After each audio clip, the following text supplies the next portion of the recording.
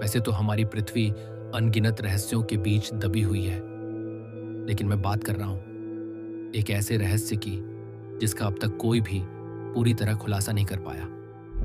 मिस्र के पिरामिड। ये उस दौर में बनाए गए थे जब ना तो लोहे की खोज हुई थी, ना पहिए का आविष्कार और ना ही कोई आधुनिक मशीनें मौजूद थीं।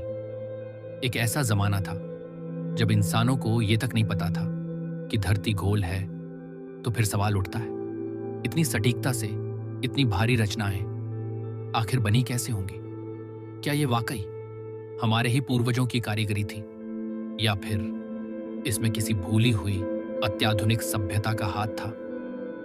आज 5000 साल बीतने के बाद भी ये पिरामिड आज भी जस का तस खड़ा है, ना टूटा, ना झुका, ना ही किसी प्रकार की आपदाएं इसका कुछ बिगाड़ सकी।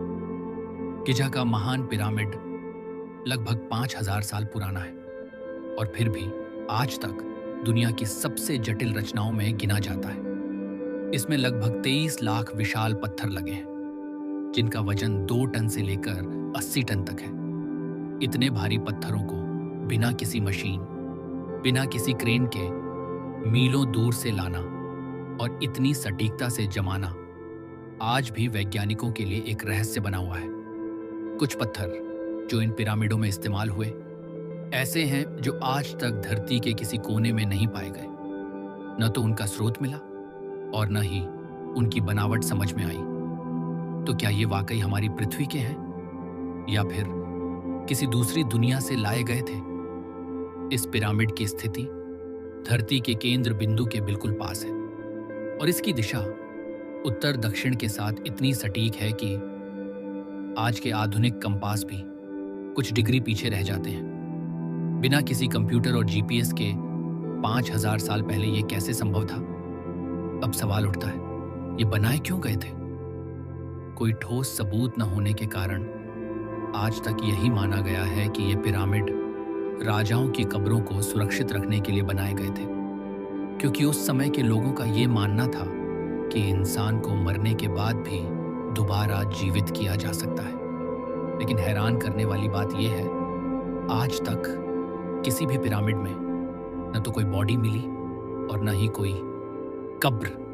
पिरामिडों की कुछ दीवारों पर ऐसे चित्र उकेरे गए हैं जो आज के युग के लाइट बल्ब जैसे लगते हैं। अब सवाल ये उठता है, हजारों साल पहले जब न तो बिजली थी न ही कोई बल्ब का आविष्कार हुआ था, तो फिर ऐसे चित्र कैसे और क्यों बनाए गए? क्या वो सिर्फ कल्पना का हिस्सा थे, या फिर बिजली का आविष्कार हमसे बहुत पहले हो चुका था? या फिर ये इत्तेफाक नहीं बल्कि कोई भूला हुआ विज्ञान है?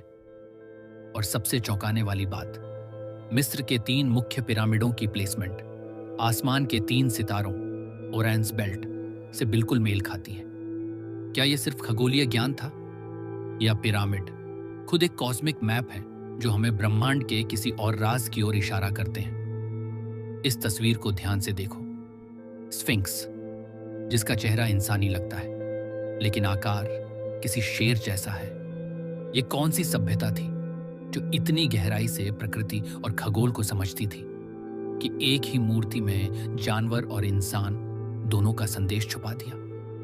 क्या ये कोई हाइब्रिड स्पीशीज की याद है, या फिर कोई एंशिएंट कोड जिसे अब तक कोई समझ नहीं पाया?